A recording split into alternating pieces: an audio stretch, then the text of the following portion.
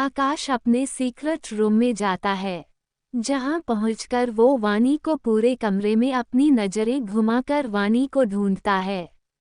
उसके चेहरे के भाव अब कठोर हो चुके थे, लेकिन वानी उसे कहीं नहीं दिखती। तभी वो सीधा बाथरूम में भागकर जाता है, जिसका दरवाज़ा खुला हुआ था। वो अंदर जाकर वानी को देखता है, लेकिन वानी वहां पर भी नहीं थी। अब आकाश को खुद कर गुस्सा आ रहा था। वो जल्दी से बाथरूम से बाहर आता है। वो अभी कमरे से बाहर जाने वाला था कि तभी उसे कुछ ऐसा दिखता है जिसे देखते ही उसके होश उड़ जाते हैं। उसके चेहरे पर परेशानी के भाव आ गए थे। आकाश की नज़र बेड के बगल में नीचे पड़ी आहिरा के पैर दिखे, जिसे देखते ही वो भागकर उसके पास गया तो उसने देखा वानी नीचे फर्श पर बेहोश पड़ी थी, जिसे देखते ही मानो आकाश के दिल से किसी ने उसकी धड़कन छीन ली हो। वो वानी के पास बैठकर फौरन उसके सर को अपनी गोद में रख लेता है और वानी के गाल थपथपाकर उसे उठाने की कोशिश करता है। वानी, जो इस वक्त अपने होश में नहीं थी, ये देख आकाश का दिल का चीभ रहा था। वो घबराए आवाज में बोला, वानी वानी उठो। लेकिन वानी थी कि उठने का नाम ही नहीं ले रही थी। अब आकाश को उसकी टेंशन होने लगी थी। वो फौरन से पॉकेट से अपना फ़ोन निकालकर सोम को कॉल कर उसे डॉक्टर लाने को कहता है। इतना बोलकर वो कॉल कट करता है और वानी को उठाकर आराम से बेड पर लेटाता है। वहीं सोम परेशान बैठा था। कुछ ही देर में सोम, मीरा, आदि, रूही, अमन और साक्षी के साथ एक लेडी डॉक्टर उनके साथ आकाश के सीक्रेट रूम में थी। आकाश वानी का हाथ पकड़कर उसके बगल में बैठा था। वहीं वानी बेहोश बेड पर लेटी है। उसका चेहरा इस वक्त पीला पड़ चुका था, जिसे देख वहां सभी लोग वानी के लिए परेशान हो रहे थे। डॉक्टर को बिना देखे ही आकाश अपनी कड़क आवाज में बोला, इसे चेक करो। आकाश की आवाज सुनकर डॉक्टर डर गई। फिर वो थोड़ी हिम्मत करके बोली, वो क्या आप लोग बाहर जा सकते हैं? डॉक्टर की बात सुनते ही आकाश उसे अपनी खतरनाक आंखों से घूर कर देखता है, जो इस वक्त लाल हो चुकी थी, जिसे देखते डॉक्टर की जैसे हालत ही खराब हो चुकी थी। तभी पीछे से आदि आकर आकाश को समझाते हुए कहता है, आकाश चल। लेकिन आकाश किसी की भी बात नहीं मान रहा था। उसकी नज़र बस वानी पर थी, जैसे आकाश के छोड़ते ही वो कहीं भाग जाएगी। लेकिन फिर आखिर में उसे बाहर जाना ही पड़ता है। लगभग 10 मिनट बाद सभी आकाश के केबिन में परेशान होकर बैठे थे। तभी रूम का दरवाजा खुला और डॉक्टर बाहर आई। डॉक्टर को देखते ही सभी उनकी तरफ भागे। सबको इतना परेशान देखकर डॉक्टर बोली, देखिए मिसेज रघुवंशी और उनका बच्चा दोनों ही ठीक है। लेकिन डॉक्टर की बात सुनते ही सबकी जान में जैसे जान आई हो। लेकिन डॉक्टर के लेकिन कहकर रुक जाने पर सब उन्हें क्यूरियस होकर देखते हैं। तभी अमन लगभग चिल्लाते हुए बोला, लेकिन क्या? तो डॉक्टर ने कहा, वो बहुत वीक है, इसलिए उन्हें चक्कर आ गया था। मैंने उन्हें इंजेक्शन लग दिया है, कुछ जी देर में उन्हें होश आ जाएगा। लेकिन आप सब प्लीज़ उनके खाने पीने का अच्छे से ध्यान रखें और हो सके तो उन्हें ज़्यादा से ज़्यादा रेस्ट करने दें। और ये रही उनकी मेडिसिन, आप मंगवाकर उन्हें टाइम से दे दीजिएगा। सोम डॉक्टर के हाथ से पर्ची लेता है और सोम डॉक्टर को अपने साथ लेकर वहां से चला जाता है। डॉक्टर के जाने के बाद सभी आकाश के केबिन में रूम में आ जाते हैं। वानी अभी भी बेड पर बेहोश होकर लेटी थी, जिसे देखते हुए रूही परेशान होकर बोली, वानू क्या हो गया तुझे? उसकी बात सुन साक्षी उसके कंधे पर हाथ रखकर उसे दिलासा देती है। आकाश उसकी बगल में देवदास बना बैठा था, जैसे उसकी पारो उसे छोड़कर चली गई हो। तभी वानी धीमे धीमे अपनी आंखें खोलती है, तो वो अपने सामने सभी को परेशान देखती है। जिसे देखते हुए वानी बोली, तुम सब यहाँ क्या कर रहे हो? क्या अब छोटी बच्ची को शांति से सोने भी नहीं से सकते? वानी की आवाज दबी हुई थी, जिसे सुनकर सभी एक साथ घूर कर देखते हैं कि तभी रूही लगभग चिल्लाते हुए कहती है, हम सब यहाँ तुम्हारी चिंता में मरे जा रहे हैं और तुम। इससे आगे रूही कुछ भी बोल पाती मीरा इसके कंधे पर हाथ रखकर उसे बीच में ही रोक देती है और वानी से बोलती है, अब तुम कैसी हो और तुम्हें कैसा फील हो रहा है? मीरा की बात पर वानी कंफ्यूज होकर सभी को देखती है और बेड पर लेटे हुए ही कहती है, अरे मुझे क्या हुआ? मैं तो आराम से सो रही थी। जिसे सुन अब आकाश को भी उस पर गुस्सा आने लगा था। वो खुद से बड़बड़ा कर बोला, ओ गॉड, इस लड़की का मैं क्या करूं? तभी साक्षी बोली, तू बेहोश हो गई थी और नीचे पड़ी थी और डॉक्टर अभी तेरा चेकअप करके गई है। साक्षी की बात सुन वानी सोचते हुए बोली, लेकिन मैं तो आराम से बेड पर सो रही थी, तो मैं बेड के नीचे कब पहुंची? वानी ये सोच ही रही थी कि तभी उसे अपने ऊपर किसी की आंखों की तपिश महसूस हुई। वो देखती है आकाश उसे खा जाने वाली नजरों से देख रहा था, जिसे देखते ही वानी के चेहरे पर 12 बज चुके थे। वो अपना सलाइवा अंदर करते हुए आकाश को देखती है तो आकाश अपने हाथ से इशारा करके सभी को वहां से जाने का इशारा करता है। साक्षी, रूही और मीरा वहां से जाना तो नहीं चाहती थी, लेकिन अंत में हार मानकर वो चली गई। वहीं दूसरी ओर सोम मेडिसिन लेकर आया तो सब लोग उसे बाहर ही मिल गए, जिन्हें देख सोम बोला, तुम लोग यहाँ क्या कर रहे हो? तो रूही मुंह बनाकर बोली, हाँ, आपके प्यारे बॉस ने हमें वहां से बाहर निकाल दिया। रूही की बात सुनकर सभी उसे घूर कर देखते हैं तो रूही का मुंह बन जाता है।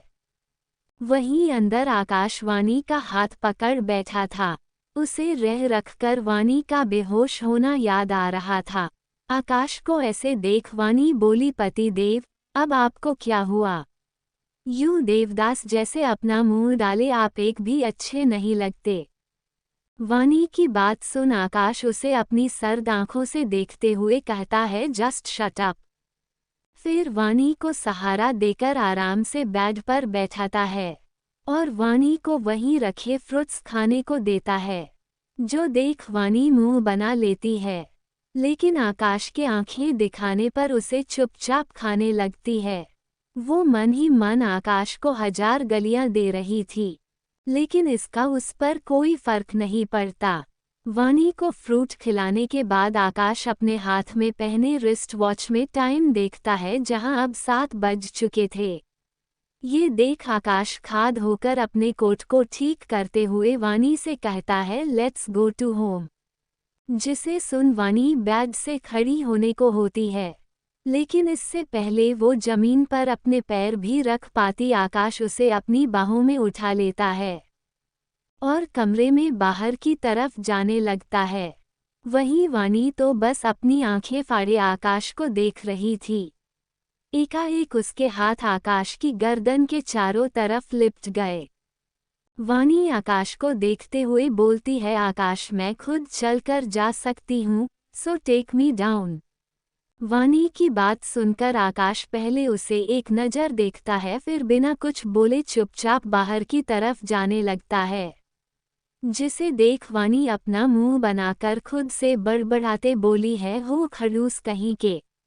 आकाश सब कुछ इग्नोर कर लिफ्ट पास पहुंच गया। वो वानी को लेकर लिफ्ट के अंदर जाता है। वहीं वानी इस खुद को नीचे उतारने के लिए कह रही थी, लेकिन आकाश के कान में तो जैसे जू ही नहीं रेंगी।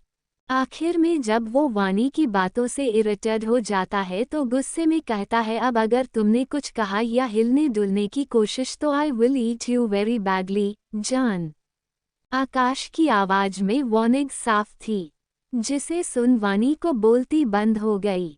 ऑफिस का सारा स्टाफ पहले ही अपने अपने घर जा चुका था, इसलिए उन्हें कोई भी नहीं मिला।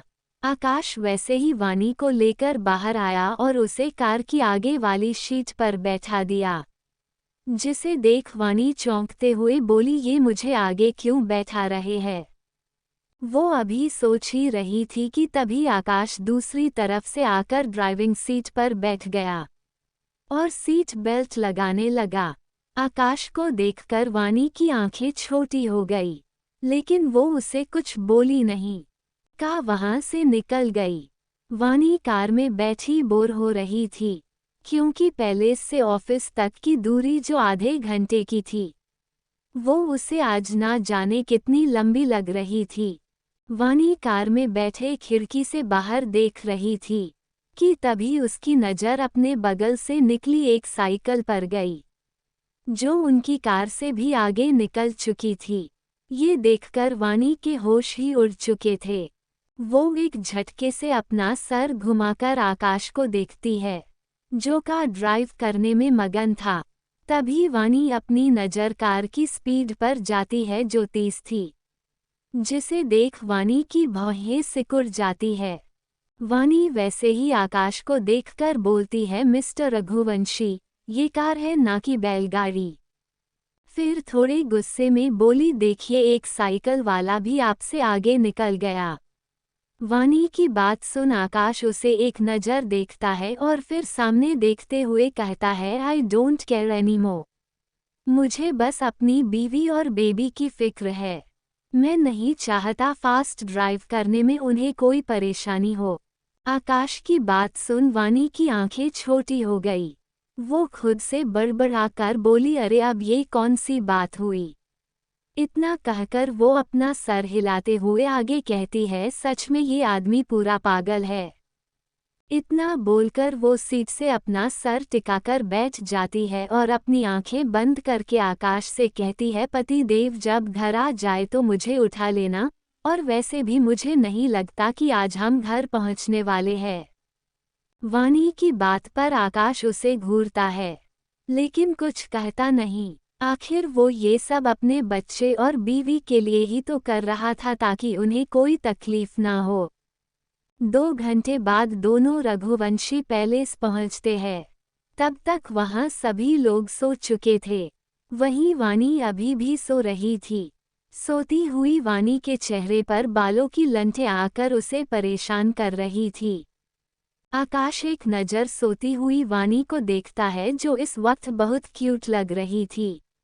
ये देखते हुए आकाश आराम से कार का दरवाज़ा खोलकर बाहर निकला और बिना शोर किए वो वानी के तरफ का दरवाज़ा खोलता उसे आराम से अपनी बाहों में उठाता है और पैलेस के अंदर चला जाता है। कमरे में पहुंचकर आराम से वानी को बेड पर लेटाने के बाद वो बाथरूम में फ्रेश होने चला जाता है। कुछ देर बाद वो नहाकर बाहर निकला। इस वक्त उसकी कमर पर बस एक टॉवल था और उसके बालों से पानी की बूंदें उसके शरीर पर गिरकर नीचे फिसल रही थी। वो बहुत हॉट और सेक्सी लग रहा था। अगर उसे कोई देख ले तो देखता रह जाए। तभी आकाश की नज़र बेड पर सो रही वानी पर पड़ती है, जिसको देखते ही आकाश का गला सूखने लगता है। आगे की कहानी में क्या होगा? आखिर आकाश ने ऐसा क्या देखा जो उसका गला सूखने लगा? और क्या करेगी वानी जब आकाश उस पर रोक टोक लगाएगा? Audio by Sakir Jacks 07। Vani बहुत हॉट और सेक्सी लग रहा था। अगर उसे कोई देख ले तो देखता रह जाए। तभी आकाश की नज़र बेड पर सो रही वानी पर पड़ती है, जिसको देखते ही आकाश का गला सूखने लगता है। आकाश की नज़र वानी के होठों पर थी। वो चाहकर भी खुद को उन्हें छूने से नहीं रोक पा रहा था। आखिर में गुस्सा होकर आकाश खुद को एक थप्पड़ मारकर कहता है, कंट्रोल आकाश कंट्रोल, तुझे से हट नहीं करना है। इतना सोचकर आकाश आह भरते हुए बाथरूम में चला गया, क्योंकि इस वक्त ऐश्वर्या को देखकर उसके अंदर का शैतान जाग रहा था। और अगर ऐसा हुआ तो खुद पर काबू नहीं रख पाएगा और वानी के साथ इंटीमेट हो जाएगा, जो इस वक्त करना सही है। आकाश जाकर शावर ऑन करके उसके नीचे खड़ा हो गया। शावर का ठंडा पानी उसके शरीर पर गिर रहा था, लेकिन फिर भी इसके अंदर की डिजायर कम होने का नाम नहीं ले रही थी। लगभग 1 घंटे बाद आकाश बाथरूम से बाहर निकला और एक नज़र बेड पर आराम से सो रही वानी पर डाली, जो औंधे मुंह सो रही थी। वानी को देखकर आकाश अपना सर ना में हिलाते हुए सीधा कमरे से बाहर चला गया। वहीं दूसरी ओर साक्षी बेड पर अपना मुंह फुलाए बैठी थी। वहीं अमन उसके सामने घुटने पर बैठा उसे मनाने की कोशिश कर रहा था। वो साक्षी को मनाते हुए बोला, मेरी रसगुल्ला, मेरी प्यारी रसमलाई, प्लीज मान जाओ ना। देखो क्या होगा अगर हमारे भाई का बेबी अकेला होगा तो वो बोर हो जाएगा। उसके साथ के लिए कोई तो चाहिए ना उसके साथ खेले। साक्षी अमन की बात सुनकर उसे अपनी आंखें छोटी करके घूरती है और कहती है, तो इन सब से मेरा क्या लेना देना? तुम सब में मुझे क्यों बीच में घसीट रहे हो? साक्षी की बात सुन अमन अपनी आंख बंद कर लंबी सांस लेता है और फिर साक्षी के दोनों हाथों को पकड़ उससे बोलता है, जान, क्या तुम नहीं चाहती कि कोई तुम्हें भी मम्मा और मुझे पापा बुलाए? अमन की बात पर साक्षी लापरवाही से बोली, हाँ तो इसमें कौन सी बड़ी बात है, जब वानू का बेबी हो जाएगा तो मैं उससे अपने लिए मम्मा कहने को बोल दूंगी।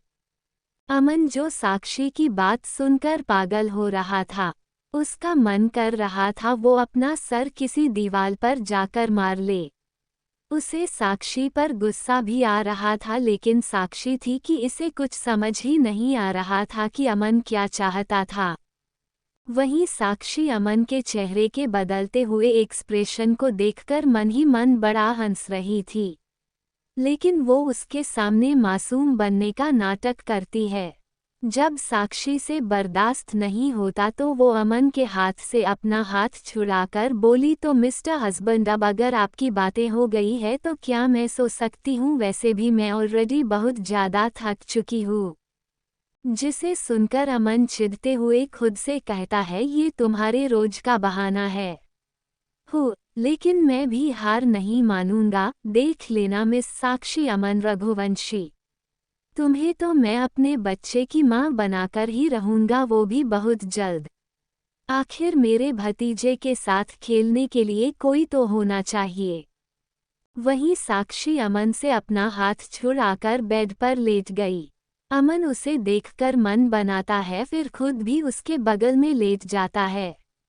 अमन के लेटते ही साक्षी अपना एक हाथ अमन के सीने पर रख देती है, जिसे देख अमन के चेहरे पर बड़ी वाई स्माइल आ गई।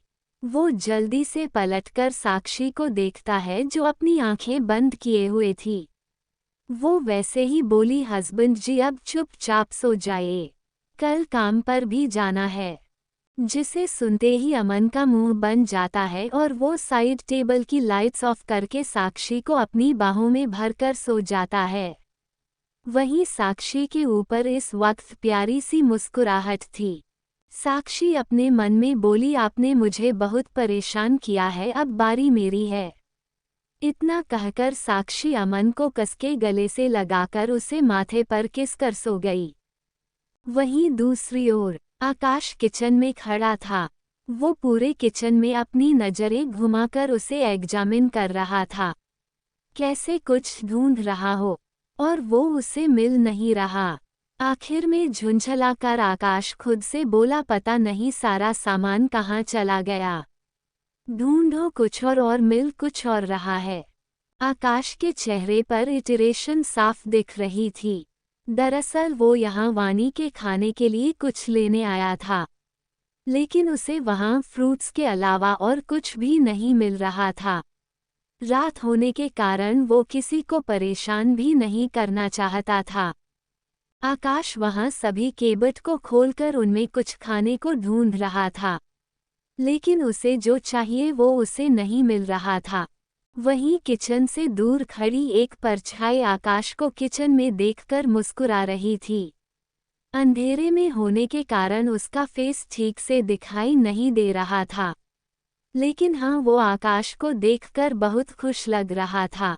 वहीं आकाश किचन में घूम रहा था और खुद से बड़बड़ाए जा रहा था। वानी बहुत हॉट और सेक्सी लग रहा था। अगर उसे कोई देख ले तो देखता रह जाए। तभी आकाश की नज़र बेड पर सो रही वानी पर पड़ती है, जिसको देखते ही आकाश का गला सूखने लगता है। आकाश की नज़र वानी के होठों पर थी। वो चाहकर भी खुद को उन्हें छूने से नहीं रोक पा रहा था। आखिर में गुस्सा होकर आकाश खुद को एक थप्पड़ मारकर कहता है, कंट्रोल आकाश कंट्रोल, तुझे से हट नहीं करना है। इतना सोचकर आकाश आह भरते हुए बाथरूम में चला गया, क्योंकि इस वक्त ऐश्वर्या को देखकर उसके अंदर का शैतान जाग रहा था। और अगर ऐसा हुआ तो खुद पर काबू नहीं रख पाएगा और वानी के साथ इंटीमेट हो जाएगा, जो इस वक्त करना सही है। आकाश जाकर शावर ऑन करके उसके नीचे खड़ा हो गया। शावर का ठंडा पानी उसके शरीर पर गिर रहा था, लेकिन फिर भी इसके अंदर की डिजायर कम होने का नाम नहीं ले रही थी। लगभग 1 घंटे बाद आकाश बाथरूम से बाहर निकला और एक नज़र बेड पर आराम से सो रही वानी पर डाली, जो औंधे मुंह सो रही थी। वानी को देखकर आकाश अपना सर ना में हिलाते हुए सीधा कमरे से बाहर चला गया। वहीं दूसरी ओर साक्षी बेड पर अपना मुंह फुलाए बैठी थी। वहीं अमन उसके सामने घुटने पर बैठा उसे मनाने की कोशिश कर रहा था। वो साक्षी को मनाते हुए बोला, मेरी रसगुल्ला, मेरी प्यारी रसमलाई, प्लीज मान जाओ ना। देखो क्या होगा अगर हमारे भाई का बेबी अकेला होगा तो वो बोर हो जाएगा। उसके साथ के लिए कोई तो चाहिए ना उसके साथ खेले। साक्षी अमन की बात सुनकर उसे अपनी आंखें छोटी करके घूरती है और कहती है, तो इन सब से मेरा का लेना देना? तुम सब में मुझे क्यों बीच में घसीट रहे हो? साक्षी की बात सुन अमन अपनी आंख बंद कर लंबी सांस लेता है और फिर साक्षी के दोनों हाथों को पकड़ उससे बोलता है, जान क्या तुम नहीं चाहती कि कोई तुम्हें भी मम्मा और मुझे पापा बुलाए? अमन की बात पर साक्षी लापरवाही से बोली, हाँ तो इसमें कौन सी बड़ी बात है, जब वानू का बेबी हो जाएगा तो मैं उससे अपने लिए मम्मा कहने को बोल दूंगी। अमन जो साक्षी की बात सुनकर पागल हो रहा था, उसका मन कर रहा था वो अपना सर किसी दीवार पर जाकर मार ले। उसे साक्षी पर गुस्सा भी आ रहा था, लेकिन साक्षी थी कि इसे कुछ समझ ही नहीं आ रहा था कि अमन क्या चाहता था। वहीं साक्षी अमन के चेहरे के बदलते हुए एक्सप्रेशन को देखकर मन ही मन बड़ा हंस रही थी, लेकिन वो उसके सामने मासूम बनने का नाटक करती है। जब साक्षी से बर्दाश्त नहीं होता तो वो अमन के हाथ से अपना हाथ छुड़ाकर बोली, तो मिस्टर हस्बैंड अब अगर आपकी बातें हो गई है तो क्या मैं सो सकती हूँ? वैसे भी मैं ऑलरेडी बहुत ज़्यादा थक चुकी हूँ। जिसे सुनकर अमन चिढ़ते हुए खुद से कहता है, ये तुम्हारे रोज का बहाना है। लेकिन मैं भी हार नहीं मानूंगा। देख लेना मिस साक्षी अमन रघुवंशी, तुम्हें तो मैं अपने बच्चे की मां बनाकर ही रहूंगा, वो भी बहुत जल्द। आखिर मेरे भतीजे के साथ खेलने के लिए कोई तो होना चाहिए।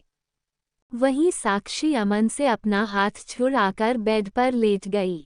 अमन उसे देखकर मन बनाता है, फिर खुद भी उसके बगल में लेट जाता है। अमन के लेटते ही साक्षी अपना एक हाथ अमन के सीने पर रख देती है, जिसे देख अमन के चेहरे पर बड़ी वाई स्माइल आ गई। वो जल्दी से पलटकर साक्षी को देखता है, जो अपनी आंखें बंद किए हुए थी। वो वैसे ही बोली, हस्बैंड जी अब चुपचाप सो जाइए, कल काम पर भी जाना है। जिसे सुनते ही अमन का मुंह बन जाता है और वो साइड टेबल की लाइट्स ऑफ करके साक्षी को अपनी बाहों में भरकर सो जाता है। वहीं साक्षी के ऊपर इस वक्त प्यारी सी मुस्कुराहट थी। साक्षी अपने मन में बोली, आपने मुझे बहुत परेशान किया है, अब बारी मेरी है। इतना कहकर साक्षी अमन को कसके गले से लगाकर उसे माथे पर किस कर सो गई। वहीं दूसरी ओर आकाश किचन में खड़ा था।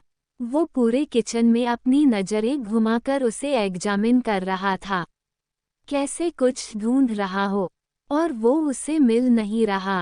आखिर में झुंझलाकर आकाश खुद से बोला, पता नहीं सारा सामान कहाँ चला गया। ढूंढो कुछ और मिल कुछ और रहा है। आकाश के चेहरे पर इटरेशन साफ दिख रही थी। दरअसल वो यहाँ वानी के खाने के लिए कुछ लेने आया था, लेकिन उसे वहाँ फ्रूट्स के अलावा और कुछ भी नहीं मिल रहा था। रात होने के कारण वो किसी को परेशान भी नहीं करना चाहता था। आकाश वहाँ सभी केबट को खोलकर उनमें कुछ खाने को ढूंढ रहा था, लेकिन उसे जो चाहिए वो उसे नहीं मिल रहा था। वहीं किचन से दूर खड़ी एक परछाई आकाश को किचन में देखकर मुस्कुरा रही थी। अंधेरे में होने के कारण उसका फेस ठीक से दिखाई नहीं दे रहा था, लेकिन हाँ, वो आकाश को देखकर बहुत खुश लग रहा था। वहीं आकाश किचन में घूम रहा था और खुद से बड़बड़ाए जा रहा था। तो आगे की कहानी में क्या होगा? आखिर आकाश किचन में क्या करने आया है और वो क्या ढूंढ रहा है? कौन है जो छिपकर आकाश को देख रहा है? Audio by Sakir Jacks 07। Akash के चेहरे पर इटरेशन साफ दिख रही थी। दरअसल वो यहाँ वानी के खाने के लिए कुछ लेने आया था, लेकिन उसे वहाँ फ्रूट्स के अलावा और कुछ भी नहीं मिल रहा था। रात होने के कारण वो किसी को परेशान भी नहीं करना चाहता था। आकाश वहाँ सभी केबट को खोलकर उनमें कुछ खाने को ढूंढ रहा था, लेकिन उसे जो चाहिए वो उसे नहीं मिल रहा था। वहीं किचन से दूर खड़ी एक परछाई आकाश को किचन में देखकर मुस्कुरा रही थी। अंधेरे में होने के कारण उसका फेस ठीक से दिखाई नहीं दे रहा था, लेकिन हाँ, वो आकाश को देखकर बहुत खुश लग रहा था। वो अपनी कंफ्यूज नज़रों से अभी आकाश को देख ही रहा था कि तभी उसके कंधे पर कोई पीछे से हाथ रखता है। अचानक से किसी के कंधे पर हाथ रखने से वो चौंक गया। वो झटके से अपने पीछे पलटकर देखता है, जहां आदि खड़ा हुआ था। वो अपनी भौहें उचकाकर अपने सामने खड़े शख्स से बोला, और भाई साहब, यहाँ इतनी रात को क्या ताड़े जा रहे हो?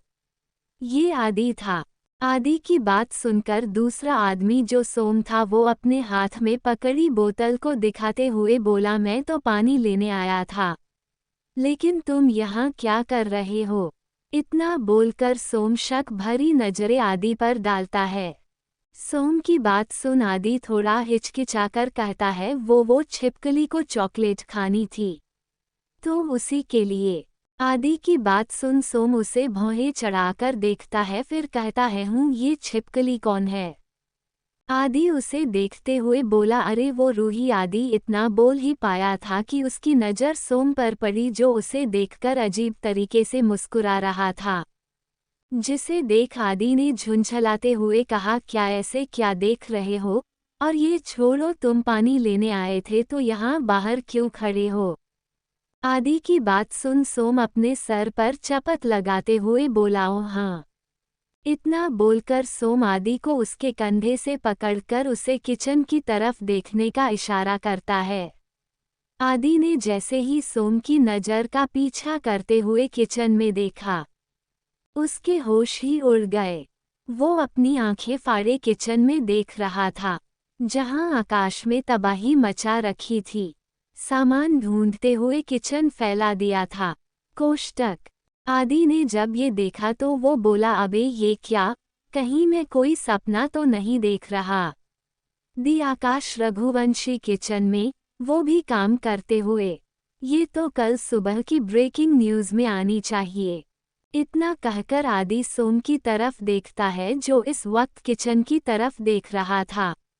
वो अपनी आंखों से आदि को कुछ इशारा करता है, जिसे समझते ही आदि के चेहरे पर शरारती मुस्कान आ गई। इसके बाद दोनों एक साथ किचन में चले गए। दोनों किचन के दरवाजे के पास खड़े होकर आकाश को देख रहे थे, जो अपने फ़ोन पर यूट्यूब ऑन किए देख रहा था। आकाश अपने फ़ोन पर लगा हुआ था, तभी उसे किसी के गला खराशने की आवाज़ आई। आवाज़ को सुनकर आकाश फ़ोन से अपनी नज़र हटाकर पीछे दरवाजे की तरफ देखता है, जहां आदि और सोम दरवाजे से टेक लगाकर अपने चेहरे पर मुस्कान लिए खड़े थे। उन दोनों को एक साथ वहां देखकर आदि की भौहें सिकुड़ गई। वो अपने फोन को बंद करते हुए दोनों को देखकर बोला, तुम दोनों यहाँ क्या कर रहे हो? आकाश की बात को इग्नोर करते हुए सोनी किचन के अंदर आने लगे। तभी आदि उसे चिढ़ाते हुए बोला, यार सोम, क्या आज सूरज पश्चिम से निकला था? जो हमारे the greatest businessman Akash Raghuvanshi kitchen में है, कहीं मैं सपना तो नहीं देख रहा? जिस पर सोम बोला, आकाश तू इतनी रात को यहाँ क्या कर रहा है? और क्या यहाँ कोई तूफान आया था? इतना बोल वो अपने सामने फैले सामान की तरफ इशारा करता है। दोनों की बात सुन आकाश अपनी आंखें छोटी करके उन्हें देखता है और फिर ठंडी आवाज में कहता है, जस्ट गेट आउट। इतना बोलकर आकाश चाकू उठाकर वेजिटेबल काटने लगता है, लेकिन उसे देखकर ऐसा लग रहा था जैसे वो वेजिटेबल ना काटकर किसी आदमी की मुंडी काट रहा था। आकाश को ऐसे काम करते देख सोम उसे रोकते हुए कहता है, अरे अरे भाई, क्यों बेचारे का मर्डर करने पर तुला है? तेरे ऐसा करने से कहते कहते आदि रुक गया, क्योंकि इसे अपने ऊपर किसी की ठंडी नज़रों का आभास हो रहा था। उसने देखा आकाश अपनी नीली आंखों से उसे बुरी तरह देख रहा था, जैसे इसके आगे अगर उसे कुछ भी कहा तो वो उसका खून पी जाएगा। आकाश को देख 1 मिनट के लिए आदि डर गया, लेकिन तभी सोम बोला, वैसे तुम ये सब फैलाकर क्यों बैठे हो? I mean, अगर तुम्हें कुछ खाना था तो मुझे बता देते, मैं ऑर्डर कर देता। सोम की बात को इग्नोर कर आकाश प्याज काटते हुए बोला, उसकी कोई जरूरत नहीं है, इल्मनेगे। आकाश की बात सुन सोम की आंखें फटी की फटी रह गई, जैसे उसने कुछ गलत सुन लिया हो।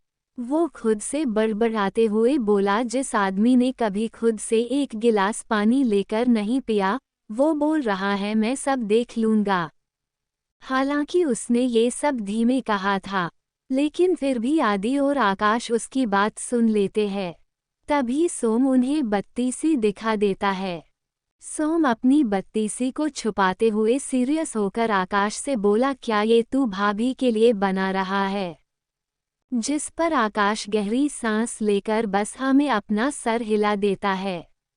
कुछ देर तक चुप रहने के बाद आकाश को देखते हुए सोम बोला, वैसे एक बात पूछूं, क्या सच में तुझे खाना बनाना आता है? सोम की बात सुन आकाश उसे घूर कर देखता है तो सोम सफाई देते हुए बोला, अरे नहीं नहीं, मैं तो बस इसलिए पूछ रहा था क्योंकि आज तक तूने 1 गिलास पानी तक नहीं उबाला। तभी सोम की बात को बीच में काटकर आदि हंसते हुए बोलता है, अरे पानी उबालना तो दूर की बात है, आज तक इस महान इंसान ने गैस भी चालू नहीं किया होगा। फिर तो तुम बहुत बड़ी बात कर रहे हो।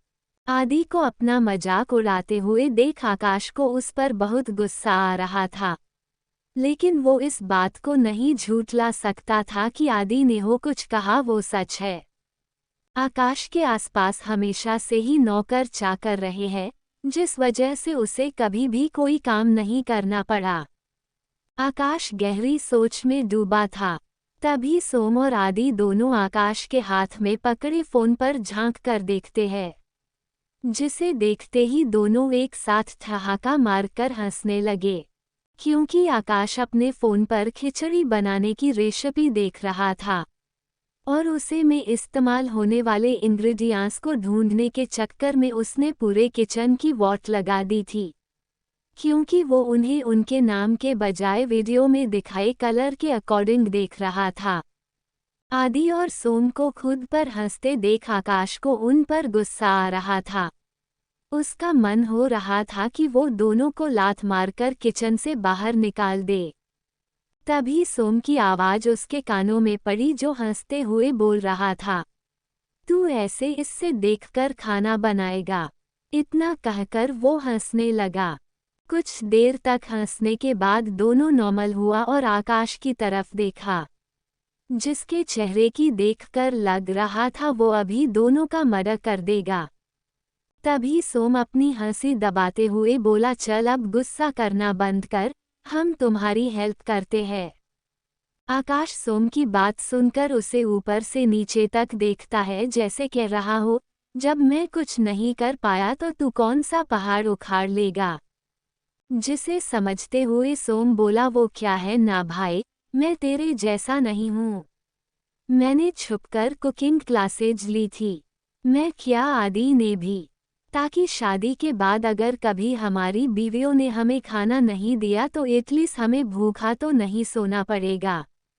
जिसे सुनकर आकाश बोला, क्या सारे ऑनलाइन फूड डिलीवरी वाले मर गए हैं क्या। तो आदि बोला, ये सब तू नहीं समझेगा। इतना बोलकर वो रूही को याद करने लगा जो हमेशा उससे जबरदस्ती खुद के लिए खाना बनवाती थी। तभी सोम बोला, अब ज्यादा बातें मत करो और काम पर लग जाओ। इतना बोलकर दोनों लड़के पास में रखे एप्रिन को पहनते हैं और साथ में आकाश को भी पहनाते हैं। तीनों बॉयज एप्रिन में बहुत ही हैंडसम और सेक्सी लग रहे थे। उनकी मस्कुलर बॉडी साफ दिखाई दे रही थी। अगर कोई लड़की उनको इस तरह देखे तो अपना दिल हार बैठे उन पर। उसके बाद फिर चारों मास्टर चीफ की तरह अपना अपना काम करने लगे। वहीं आकाश काम को करने के बजाय बिगाड़ रहा था। भले ही बिजनेस वर्ल्ड का किंग हो, लेकिन कुकिंग के मामले में वो सबसे पीछे था।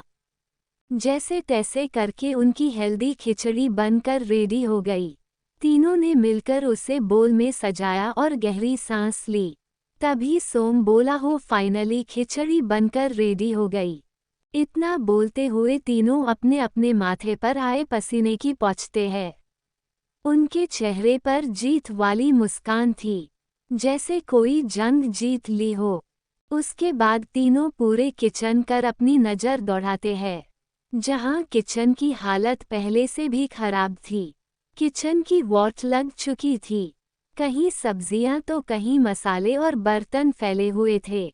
किचन को देखने के बाद आकाश अपने हाथ में खिचड़ी का बोल जिसे उसने ट्रे में रख लिया था, उसे उठाकर बिना सोम और आदि को देखे बोला, now go to leave, good night. इतना कहकर वो चला गया। आकाश के जाते ही दोनों अपने सेंस में आए। तभी आदि चिढ़ते हुए बोला, यार हमने उसकी इतनी मदद की लेकिन साले ने एक बार थैंक्स तक नहीं कहा। जिस पर सोम बोला, यार तू छोड़ना, तुझे तो पता है वो कैसा है। चल वो छोड़, अब मैं भी चलता हूँ, गुड नाइट। इतना बोल सोम चला गया। सोम के जाने के बाद आदि ने फ्रिज से चॉकलेट निकाली और वो भी चला गया। ये छोड़ कि जब कल सुबह उनकी बीवियां किचन की हालत देखेंगी तो उनका क्या रिएक्शन होगा। आकाश कमरे में जाकर वानी को उठाता है, उसके बाद उसे खिचड़ी खाने को देता है। वानी ने जैसे ही खिचड़ी देखी, उसका मुंह बन गया। वो अपना मुंह बनाकर खिचड़ी को घूरे जा रही थी कि तभी आकाश की सर्द आवाज आई, बीवी इसे खाओ, ये तुम्हारी हेल्थ के लिए अच्छा है। लेकिन वानी के कुछ ना बोलने पर आकाश उसे घूर कर देखता है तो मजबूरन उसे खाना पड़ता है। वानी को खिचड़ी का स्वाद थोड़ा अजीब लगता है लेकिन वो उस पर ज़्यादा ध्यान नहीं देती। खाने के बाद वो फिर से सो जाती है। आकाश बर्तन को किचन में रख कर आता है और वानी के बगल में उसे हग करके सो जाता है। कि होगा जब वानी को पता चलेगा कि आकाश ने उसके लिए पहली बार खिचड़ी बनाई, और किचन की हालत देखकर सबका कैसा रिएक्शन होगा। Audio by Sakil Jacks 07। अगली सुबह सूरज की रोशनी खिड़की से कमरे में आ रही थी, जिससे पूरा कमरा रोशन हो चुका था। वहीं बेड पर सो रहे आकाश और वानी दोनों ही एक दूसरे के अपनी बाहों में भरकर सो रहे थे। दोनों के चेहरे पर सुकून की लकीरें थी। तभी वानी नींद में कसम साने लगी। वो सोते हुए बोली, आकाश। आकाश वानी की उस नींदी भरी आवाज सुनकर धीमे धीमे अपनी आंखें खोलता है तो देखता है वानी नींद में कसमसा रही थी, जिसे देखते हुए आकाश उसे उसकी कमर से पकड़कर अपने करीब खींचता है और कहता है, उमम सो जाओ जाओ। इतना बोलकर वो दोबारा से वानी की गर्दन में अपना सर छुपा कर सो जाता है। वहीं दूसरी ओर साक्षी, रूही और मीरा तीनों ही नीचे हॉल में थी। जब उन्हें वानी नहीं दिखती तो रूही चारों तरफ अपनी नजरें घुमाकर कहती है, यार ये वानू अब तक क्यों नहीं आई। जिस पर साक्षी बोलती है, शायद वो सो रही होगी। साक्षी मीरा से कहती है, मीरा तू एक काम कर, जाकर वानू को उठा दे। मीरा पहले कुछ सोचती है, फिर कहती है, लेकिन अगर भाई वहां हुआ तो।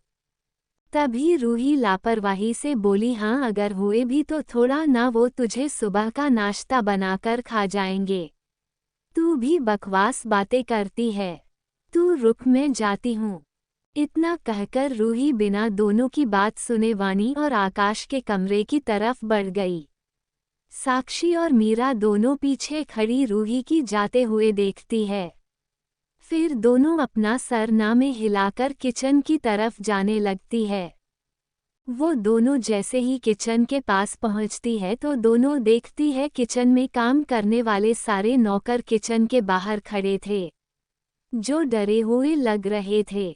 मीरा और साक्षी नौकरों को देखकर एक नज़र एक दूसरे को देखती है और आंखों ही आंखों से इशारा करके एक दूसरे में बात करती है। उसके बाद साक्षी एक नौकर जो अपना सर झुकाए खड़ा था, उससे बोली, भैया आप यहाँ बाहर क्यों खड़े हैं। साक्षी की आवाज़ सुनकर जिस नौकर का नाम मोहन था, वो डरते हुए बोला, मैम वो। मोहन को ऐसे हकलाते देख साक्षी बोलती है, क्या हुआ, आप इतना डर क्यों रहे हो। मोहन अपना सर झुकाए ही किचन की तरफ इशारा कर देता है। साक्षी और मीरा पहले एक दूसरे को कंफ्यूज होकर देखती है, फिर किचन में।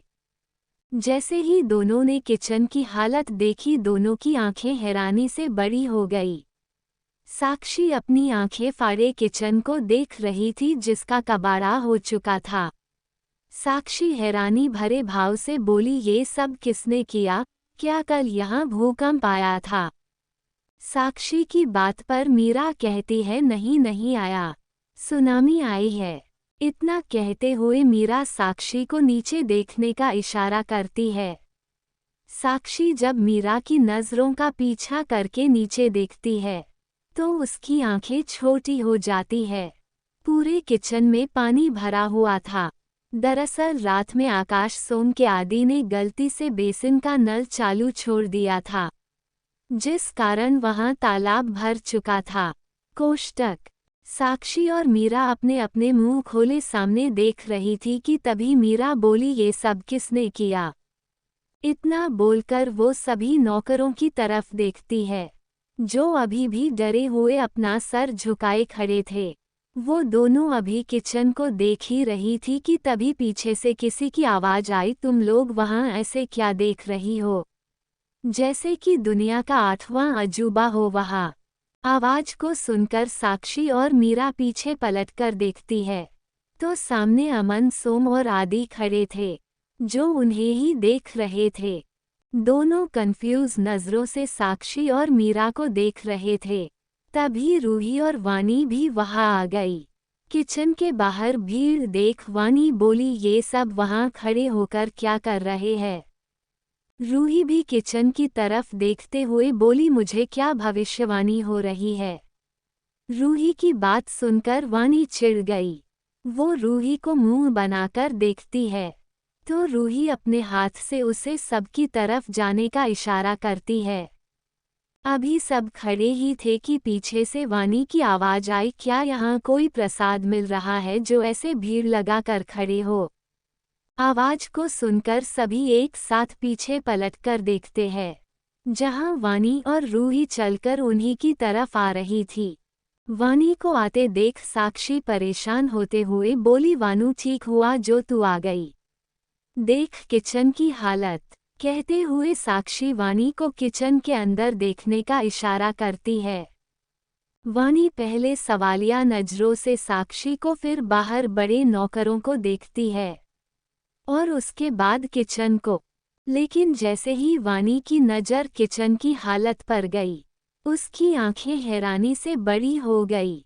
वो थोड़ी ऊंची आवाज़ में बोली, ये किचन में बाढ़ कौन ले आया। वो अभी ये बोल ही रही थी कि तभी उसे रात की बात याद आ गई, जब आकाश उसके लिए खिचड़ी बनाकर लेकर आया था। ये याद आते ही वानी की आंखें छोटी हो गई। वानी गुस्से में लेकिन धीमी आवाज में बोली, आकाश। वानी ने अभी आकाश का नाम लिया ही था कि पीछे से आकाश की आवाज आई। What are you all doing there? आकाश की आवाज सुनकर वानी उसे घूर कर देखती है। वानी के ऐसा देखने से आकाश उसे अपनी भौहें उचका कर देखता है। लेकिन जब वानी कुछ नहीं कहती तो वो अमन और सोम से इशारा करके पूछता है। लेकिन सोम अपने कंधे उचका कर उसे न कह देता है। आकाश अभी सोम को देख ही रहा था कि तभी वानी आकाश के ऊपर गुस्सा करते हुए कहती है, पति देव, क्या आपने किचन का ये हाल किया है? वानी की बात पर आकाश बोला, व्हाट? मैं तो बस तुम्हारे लिए कहते कहते आकाश रुक गया, क्योंकि उसने भी किचन के अंदर भरे पानी को देख लिया था, जिसे देखते ही उसकी आंखें बड़ी हो गई। वो फौरन से आदि और सोम की तरफ पलटकर देखता है, जिस पर दोनों ही लाचारी से अपना सर ना में हिला देते हैं, जैसे कह रहे हो उसमें हमारा कोई हाथ नहीं। आकाश को कुछ न कहते देख वानी उसे घूरती है। वानी को ऐसे करते देख आकाश अपनी सफाई देते हुए बोला, हमने तो बस खिचड़ी बनाई थी, तुम चाहो तो आदि और सोम से भी पूछ सकती हो। आकाश की बात सुनते ही आदि और सोम डर जाते हैं।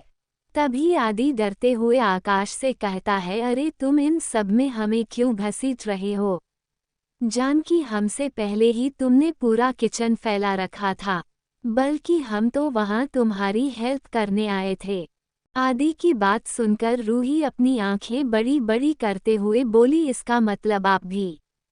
रूही की बात खत्म होने से पहले आदि जल्दी से रूही को डांट कर चुप करा देता है और कहता है, हाँ, लेकिन हमने ये सब जानबूझकर नहीं किया। यहाँ अभी की किचन को लेकर बहस चल रही थी, तभी बीच में ही आकाश वानी को अपनी गोद में उठा लेता है। वो हॉल के तरफ आते हुए कहता है, तुम्हें जितना भी लेक्चर देना हो दे लेना, लेकिन अब यहाँ बैठो। इतना कहकर वो वानी को आराम से सोफे पर बैठाता है। उनके पीछे पीछे बाकी सब भी हॉल में आ गए थे। तभी आकाश बटलर को आवाज लगाकर बुलाता है। वहीं आकाश की आवाज सुन बटलर उल्टे पैर वहां भागकर आया और अपना सर झुकाकर खड़ा हो गया। उसकी हिम्मत ही नहीं हो रही थी कि वो आकाश से नजर मिलाए। आकाश बिना बटलर की तरफ देखने बोला, किचन को साफ करो। आकाश की बात सुनकर बटलर खुद से बड़बड़ाकर कहता है, हाँ हाँ, क्यों नहीं, आप किचन का कबाड़ा करो और हम उसे समेटे। पता नहीं उन्हें क्या भूत चढ़ा था जो किचन में खाना बनाने पहुंच गए। एक अंडा उबालना तक तो आता नहीं बड़े आए सेफ बनने, अब पता नहीं उसे साफ करने में कितना टाइम। बटलर का मुंह रोने जैसे हो गया था, क्योंकि आज पहली बार उसने किचन की इतनी बुरी हालत देखी थी, जिसे देख वो अभी भी शॉक था। वहीं वानी, साक्षी, रूही और मीरा के भी यही हाल थे। बटलर के जाने के बाद रूही उदास होकर बोली, अब हम लोग खाना कहाँ बनाएंगे? मुझे बहुत भूख लगी है। रूही की बात पर चिढ़ते हुए आदि ने कहा, तुम क्या खाने के अलावा भी और कुछ नहीं सोच सकती? जिस पर रूही बोली, हाँ सोचती हूँ ना, सोना और गेम खेलना। इतना कहकर वो आदि को अपनी बत्ती सी दिखने लगी, जिसे देख आदि अपना सर नामे हिलाते हुए कहता है, हे भगवान, पता नहीं मेरा क्या होगा। आदि को ऐसे खुद से बड़बड़ाते देख रूही का मुंह बन गया। वहीं सभी अपना अपना मुंह छुपाकर हंसने लगे। तभी साक्षी अपनी हंसी छुपाकर बोली, हम खाने का क्या करें? जिस पर अमन तपाक से बोला, आई हैव अ आइडिया, क्यों ना हम कुछ ऑनलाइन ऑर्डर कर ले? जिस पर वानी खुद से बुदाते हुए कहती है, हाँ, अब इसके अलावा अब कर भी क्या सकते हैं? वानी की बात आकाश ने भी सुन लो थी, इसलिए वो वानी को देखकर चिढ़ते हुए कहता है, क्या तुम मुझे ताना मारना बंद कर सकती हो? जिसे सुन वानी का मुंह बन गया, लेकिन वो अभी कुछ भी नहीं कहती। वहीं कुछ ही देर में अमन मुंबई की सबसे बेस्ट होटल से सबके लिए खाने को मंगवाता है। उसके बाद सभी अपने अपने काम पर चले गए। वानी अब अकेली पैलेस में थी। वानी अपने कमरे में टहल रही थी, क्योंकि आकाश ने उसे बाहर जाने से सख्त मना किया था। वानी कमरे के चक्कर लगाते हुए खुद से बोली, अब क्या करूं मैं? सब मुझे यहाँ इस भूत बंगले में अकेला छोड़कर चले गए। एक बार भी नहीं सोचा कि छोटी बच्ची अकेली क्या करेगी। वानी सोफे पर बैठ गई और अपने पेट पर हाथ रखकर आगे बोली, बेबी आप देख रहे हो ना, सब आपको मम्मा को कितना परेशान करते हैं। अच्छा खाना नहीं खाने देते, बस हेल्थी फूड के नाम पर उबली सब्जियां और फ्रूट्स, और ना कहीं जाने भी देते हैं। खासकर आपके वो अकड़ू पापा, पता नहीं खुद को क्या समझते हैं। जब देखो तब आपकी प्यारी और क्यूट सी मम्मा पर अपनी धौंस जमाते रहते हैं। आप ना जल्दी से आ जाओ, फिर ना हम दोनों मिलकर सबको अच्छा सबक सिखाएंगे। तब पता चलेगा सबको कि हम कौन है। ये सब कहते हुए वानी प्यार से अपने पेट को सहला रही थी और अपने बच्चे को महसूस करने की कोशिश कर रही थी। वानी यहाँ अपने में मगन होकर बातें कर रही थी। वहीं कोई था जो वानी की इन हरकतों को देख रहा था।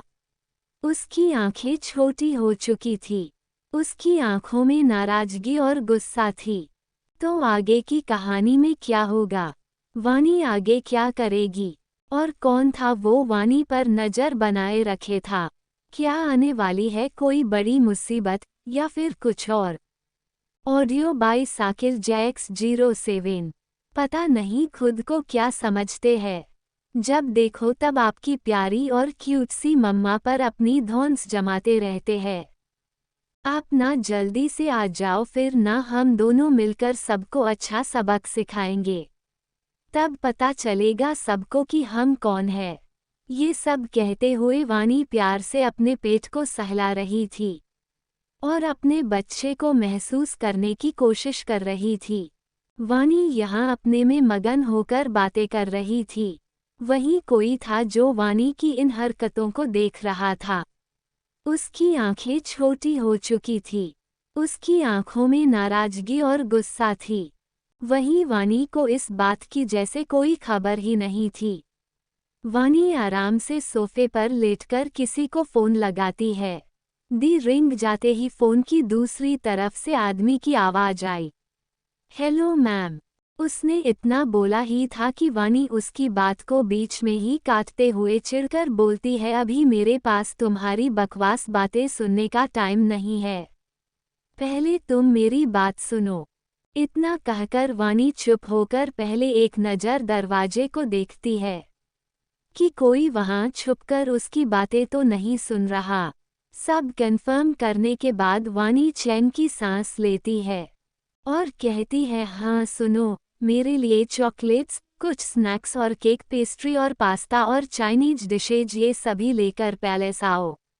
लेकिन हाँ, किसी को इन सब के बारे में पता नहीं चलना चाहिए। वानी इतना बोलकर दूसरी तरफ से जवाब का इंतजार करने लगी, लेकिन दूसरी तरफ से कोई जवाब न आने पर वो गुस्से में बोलती है, रौनक तुम मेरी बात सुन रहे हो? अभी मैंने क्या कहा? रौनक जो कि वानी की डिमांड सुनकर सदमे में चला गया था, वो वानी की गुस्से भरी आवाज सुनकर होश में आया। वो हड़बड़ा कर बोला, हाँ यस मैम। फिर कुछ देर चुप रहकर रौनक आगे बोला, लेकिन आप ये सब सामने से भी तो मंगवा सकती है, इसमें छुपाने वाली की बात है थोड़ी ना। आप चोरी कर रही है को पकड़े जाने पर मिस्टर रघुवंशी आपको खा जाएंगे। रौनक की बात सुनकर वानी अपना मुंह बनाते हुए कहती है, अगर उन्हें इस बारे में पता चला ना तो मेरे सामान के तुम्हें भी गायब करवा देंगे। जिस पर रौनक नासमझी से पूछता है, आपने कुछ कहा मैम? तो वानी अपनी बात को बदलते हुए कहती है, नहीं और हाँ, मैंने जो कहा अगर उसमें में कुछ भी कम हुआ तो याद रखना मैं तुम्हारे साथ क्या करूँगी। वानी की धमकी सुनकर रोनित डर गया। इससे पहले वो कुछ बोलता, वानी ने कॉल काट दिया था। रोनित, जो इस वक्त अपने हाथ में पकड़े फोन को घूरे जा रहा था, वो खुद से बोला, क्या उन्हें वहां खाना नहीं मिलता जो वो छुपकर? कहीं उस रघुवंशी ने मैम का खाना पीना बंद तो नहीं करवा दिया? या फिर हो सकता है कि मैम कुछ और करने वाली हो। रोनित के दिमाग में कई सारी बातें घूम रही थी। आखिर में वो अपना सर झटकर बोला, मुझे क्या, मुझे तो बस अपना काम करना है। चल रोनित, लग जा, वरना अगर उन्हें उनकी चॉकलेट और फेवरेट पास्ता नहीं मिला तो वो तुझे ही खा जाएगी, वो भी कच्चा और बिना नमक मसाला के। वहीं दूसरी ओर रोनित से बात करने के बाद वानी सोफे पर अपने हाथ फैलाकर उससे टेक लगाकर बैठ गई। उसकी आंखें बंद और चेहरे पर शैतानी मुस्कुराहट थी। वानी अपनी मुस्कुराहट को बरकरार रखते हुए बोली, सो मिस्टर आकाश रघुवंशी, अब कैसे रुकोगे मुझे खाने से? आज तो मैं दबाकर खाऊंगी। फिर मुंह बनाकर बोलती है, रोज रोज वही हरी सब्जियां और उबला हुआ खाना खा खाकर मैं बोर हो गई हूँ। लेकिन आज मुझे रोकने वाला कोई नहीं, अब बस वो रोनीत का बच्चा आ जाए। कहते कहते वानी के चेहरे पर मुस्कान आ गई। इस बात से अनजान वानी की कोई उसकी सारी हरकतें देख रहा था। वानी की बात सुनकर उस आदमी की मुट्ठियां कस गई। उसके चेहरे पर गुस्सा और वानी के लिए केयर साफ देखी जा सकती थी। ये कोई और नहीं बल्कि आकाश था, जो अपने केबिन में बैठे अपने सामने रखे लैपटॉप को घूर रहा था। वो कोई और नहीं आकाश था, जिसने अपने पर नज़र रखने के लिए कमरे में सीक्रेट कैमरा लगवा रखा था, जिसके बारे में वानी को कुछ भी पता नहीं था। दरअसल वानी की हरकतों को देखकर आकाश को उसकी फिक्र रहती है, इसलिए उसने ऐसा किया। कोष्टक। आकाश अभी अपने लैपटॉप की स्क्रीन को देख ही रहा था कि तभी उसके केबिन का दरवाजा खुला। आकाश अपनी नजरें उठाकर सामने दरवाजे पर देखता है, जहां एक लड़की हॉट रेड कलर का वन पीस पहनकर खड़ी थी। 5 इंच की हील्स पहने, चेहरे पर मेकअप के साथ बालों को खुला छोड़ रखा था। वो दिखने हॉट और सीजी लग रही थी। दरवाजे के सामने खड़ी लड़की को देखकर आकाश का चेहरा कठोर हो गया। उसे देखकर लग रहा था जैसे उसे उस लड़की का उसके केबिन में आना अच्छा ना लगा हो। लेकिन उसे इग्नोर करके वो लड़की बलखाती हुई आकाश के सामने आकर खड़ी हो गई। उसने अभी आकाश से कहने के लिए अपना मुंह खोला ही था कि तभी एक बार फिर से दरवाजा खुला और दूसरी लड़की भागते हुए आकाश के केबिन में आई। वो काफी डरी हुई लग रही थी। दूसरी लड़की आकाश एक नज़र आकाश को देखती है, जो इस वक्त बिना किसी एक्सप्रेशन के बैठा था। उसका चेहरा देखकर कोई भी उसके अंदर चल रही बातों को नहीं समझ सकता था, जिसे देखकर वो डर गई, क्योंकि वो जानती थी कि शायद ये तूफान से आने के पहले की शांति थी। तभी दूसरी लड़की अपना सर झुकाकर डरी हुई आवाज में बोली, वो सर, मैंने इन्हें रोकने की बहुत कोशिश की, लेकिन ये नहीं मानी, और इतना कहकर वो चुप हो गई। आकाश एक नज़र अपने सामने खड़ी लड़की को देखता है, फिर वो दूसरी लड़की को वहां से जाने का इशारा करता है। दूसरी लड़की फौरन वहां से चली जाती है। लड़की को देखते हुए आकाश अपनी कड़क आवाज में कहता है, तुम यहाँ क्या करने आई हो? वहीं आकाश के सामने खड़ी लड़की आकाश को अपनी लस्ट भरी नज़रों से देख रही थी।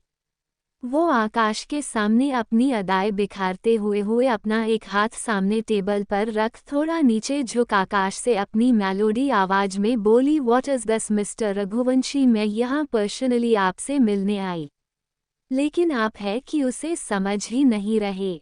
आकाश अपनी आंखें छोटी करके उस लड़की को देखता है। वो बोला, माया सहाय, यहाँ कोई धर्मशाला नहीं खुला है जो जब चाहे अपना मुंह उठाकर चली आई। आकाश की आवाज में गुस्सा साफ झलक रहा था, जिसे सुनकर उस लड़की की मुट्ठी कस गई। लेकिन वो अपने गुस्से को काबू कर अपने चेहरे पर झूठी मुस्कान लाकर बोली, आप किसी को ताना मारना बहुत अच्छे से जानते हैं। खैर ये छोड़िए, मैं यहाँ आपको अपनी हमारे बीच हुए कंट्रैक्ट की खुशी में पार्टी के लिए इनवाइट करने आई हूँ। आकाश माया की बात सुनकर उसे पूरी तरह से इग्नोर करके बोला, मैं इतना फ्री नहीं हूँ। जिस पर माया उसके नज़दीक जाते हुए इसकी गर्दन पर अपने हाथ फेरते हुए कहती है, वो कम ऑन मिस्टर यार, अब इतना भी क्रूअल मत बनिए। और वैसे भी वहाँ पर आपके अलावा और भी बिजनेसमैन आने वाले हैं। उन्हें कैसा लगेगा कि जिससे लिए ये पार्टी रखी गई है वही पार्टी में नहीं आया। इससे मेरे साथ साथ आपका इम्प्रेशन भी। इतना बोल वो चुप हो गई। वहीं आकाश उसका हाथ अपनी गर्दन से झटक कर बोलता है, मुझसे तुम जितना दूर रहोगी इतना ही तुम्हारे और तुम्हारे बाप के लिए अच्छा होगा। Now get out of my सेबन। आकाश ने ये इतना रिडली बोला था कि माया भी 1 मिनट के लिए डर गई। वो एक नज़र आकाश को देखती है, फिर गुस्से में अपने परी पटककर वहां से चली जाती है। उस लड़की के जाने के बाद आकाश अपना फ़ोन निकालकर किसी को कॉल करके बात करता है। बात होने के बाद वो कुर्सी से टेक लगाकर बैठ गया। उसकी आंखों के एक अलग ही चमक थी, जिसे देखकर लग रहा था जैसे उसके दिमाग में कोई खतरनाक प्लान चल रहा हो। वहीं साक्षी और अमन के केबिन में अमन और साक्षी, आदि और रूही चारों इस वक्त अमन के केबिन में बैठे थे। बीच में रखी टेबल को घेरे सोफे पर बैठे थे। वो सभी गंभीर लग रहे थे। वहीं सबकी नज़र सामने टेबल पर थी, जहां उनके सामने टेबल पर लूडो रखा हुआ था। वो चारों लूडो खेल रहे थे, वो भी उतने सीरियस होकर जैसे वो लूडो ना होकर कोई जंग हो और जिसे जीतने के लिए कैसरे षड्यंत्र रचे जा रहे हो। तभी अमन अपनी चाल चलते हुए बोला, आज कुछ भी हो जाए लेकिन जीतूंगा तो मैं ही। अमन की बात पर रूही, जिसकी नज़र इस वक्त लूडो के बोर्ड पर थी, वो चिढ़ते हुए कहती है, जीजू कुछ भी बोलने से पहले एक बार अपनी नज़र फिर से बोर्ड पर डाल लीजिए। कहते हुए रूही गोटी फेंकती है। उसके बाद वो अपनी चाल चलती है और अमन की गोटी को मार देती है, जिसे देखते ही अमन की आंखें गुस्से में छोटी हो गई। वहीं रूही खुशी से नाचने लगी। रूही की चाइल्डिश हरकतें देखकर आदि मन ही मन उसे देख मुस्कुरा रहा था। वहीं साक्षी भी अमन की शक्ल देखकर खुद को हंसने से रोक नहीं पाई। वहीं रूही अमन को चिढ़ा रही थी, जिसे देख अमन चिढ़ते हुए बोला, हाँ तो इसमें कौन से बड़ी बात है, अभी भी गेम खत्म नहीं हुआ है। सो साली साहिबा, जस्ट वेट एंड वॉच। आदि अमन की बात सुनकर उससे कहता है, क्या यार तू भी उस बच्ची की बातों में आ रहा है, वो तो बस मजाक कर रही थी। आदि के मुंह से अपने लिए बच्ची सुनकर रूही गुस्से में आदि को देखती है। वो बोली, आपने बच्ची किसे कहा? आई एम 21 ईयर ओल्ड और हाँ, मैं बच्ची नहीं बल्कि आप बूढ़े हो गए हैं, समझे खड़ूस कहीं के। रूही की बात सुनकर आदि उसे गुस्से में घूरता है, फिर कहता है, मैं बूढ़ा हुआ हूँ या नहीं ये तो तुम्हें बेड पर ही पता चलेगा। So just wait for wedding baby. Aadi की ऐसी बातें सुनकर रूही का मुंह खुला का खुला रह गया। वो वहीं गुस्से और शर्म से वो लाल हो चुकी थी। उसका मन आदि का सर फोड़ने का कर रहा था। आखिर वो ऐसी बातें कैसे कर सकता था? वहीं अमन अपनी आंखें फाड़े आदि को देख रहा था। वो बोला, क्या ये सच में आदि ब्रो ही है? अब वहां का माहौल गर्म होने लगा था, जिसे नॉर्मल करते हुए साक्षी बोली, अरे आप सब बहस करना बंद करें और आप अपनी चाल चले। साक्षी अमन को देखा बोली। आदि अभी भी अमन को घूर रहा था कि तभी उन्हें किसी की कड़क और गुस्से भरी आवाज सुनाई दी, क्या तुम्हें वहां इसी के पैसे मिलते हैं ताकि यहाँ बैठकर फालतू का गेम खेलो? आवाज को सुनकर चारों की रीढ़ की हड्डी जैसे ठंडी पड़ चुकी हो। उनके चेहरे पर डर साफ दिखाई दे रहा था। वहीं उनमें से किसी की भी एक बार भी पीछे पलटकर देखने को हिम्मत नहीं हो रही थी। आगे क्या होगा? क्या वानी अपनी मन मर्जी कर जाएगी? और आकाश क्या करेगा वानी के साथ? और क्या आकाश जाएगा पार्टी में? और पार्टी में क्या होने वाला है? या फिर रची जा रही है कोई साजिश? और अमन के केबिन में कौन आया है जिससे सब डर गए?